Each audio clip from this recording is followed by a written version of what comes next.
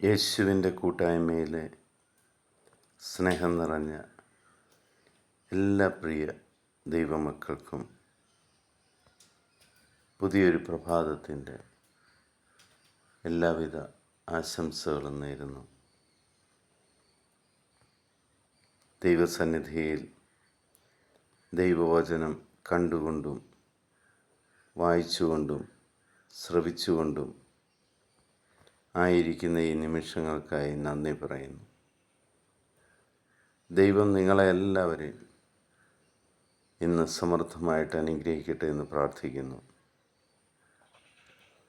ഇന്ന് നമ്മൾ ശ്രവിക്കുന്ന തിരുവചന ഭാഗം 2 രാജാക്കന്മാരുടെ പുസ്തകം 22-ാം അധ്യായം 19-ാം തിരുവചനം.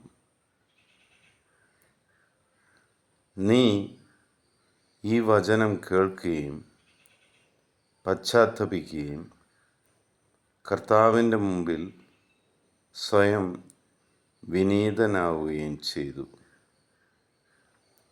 ഈ ദേശത്തിനും ഇതിലെ നിവാസികൾക്കും എതിരെ അവർ ശൂന്യതയും ശാപവും ആകുമെന്ന് ഞാൻ അരുളിച്ചെയ്തപ്പോൾ നീ വസ്ത്രം കീറി എൻ്റെ മുമ്പിൽ നിന്ന് കരഞ്ഞു. നിന്റെ വിലാപം ഞാൻ കേട്ടിരിക്കുന്നുവെന്ന് കർത്താവ് അരുളിച്ചെയ്യുന്നു.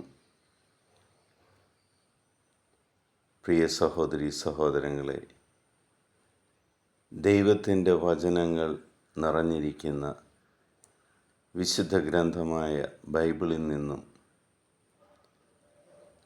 നിങ്ങളൊരു വചനം കേൾക്കുമ്പോൾ ആ വചനം വിശ്വാസത്തോടെ ഏറ്റെടുക്കുകയും പശ്ചാത്തപിച്ചുകൊണ്ട് ദൈവത്തിൻ്റെ മുന്നിൽ വിനീതനാവുകയും ചെയ്താൽ ദൈവം നിങ്ങളുടെ പ്രാർത്ഥനയ്ക്ക് മറുപടി തരുമെന്ന് വ്യക്തമായി ഇവിടെ കർത്താവ് അരുളിച്ചെയ്യുകയാണ്. ദൈവത്തിൽ, സർവശക്തനായ ദൈവത്തിൽ, ഈ ഭൂമിയും അതിലെ എല്ലാം സൃഷ്ടിച്ചവനായ ദൈവത്തിൽ പൂർണ്ണതയോടെ നമ്മൾ വിശ്വസിച്ചാൽ, ആ ദൈവം എൻ്റെ ജീവിതത്തിൽ ഇടപെടും എന്ന് ഉറച്ചു വിശ്വസിച്ചാൽ, നിങ്ങൾ ആഗ്രഹിക്കുന്ന ഏത് കാര്യവും നടക്കുക തന്നെ ചെയ്യും. ആ ദൈവം നിങ്ങളുടെ നിലവിളി കേൾക്കും, നിങ്ങളെ അനുഗ്രഹിക്കും. ഈ ദിവസം നമുക്ക് സ്വയം കർത്താവിൻ്റെ സന്നിധിയിൽ വിനീതരാകാം. ആ ദൈവം നിങ്ങളോട് പറയാൻ ആഗ്രഹിക്കുന്നത് കേൾക്കാനൊന്ന് മനസ്സ് വയ്ക്കാം.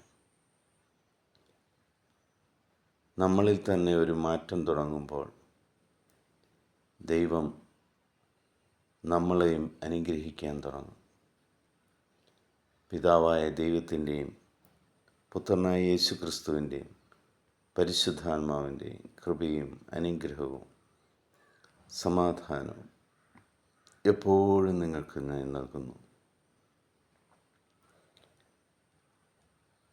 നമ്മളുടെ ദൗത്യത്തിൻ്റെ ഭാഗമായി ലോകത്തിലെ 800 കോടിയിലധികം വരുന്ന എല്ലാ മക്കളെയും ആ കർത്താവിൻ്റെ സന്നിധിയിലേക്ക് നമുക്ക് കൊണ്ടുവരാം. സ്നേഹനിധിയായ പിതാവ് അവരെ എല്ലാവരെയും അനുഗ്രഹിക്കട്ടെ. അങ്ങനെ ലോകം മുഴുവനും തൻ്റെ സുവിശേഷം കടന്നു ചെല്ലുകയും എല്ലാവരും യേശുക്രിസ്തുവിൽ വിശ്വസിക്കുകയും ചെയ്യട്ടെ. സമാധാനത്തിൻ്റെ ഒരു ലോകം ഇവിടെ ഉണ്ടാകട്ടെ. എല്ലാവർക്കും ഇന്നത്തെ ദിവസം ദൈവാനുഗ്രഹമാകട്ടെ എന്ന് പ്രാർത്ഥിക്കുന്നു. ഈശോ മിശിഹായ്ക്ക് സ്തുതിയായിരിക്കട്ടെ.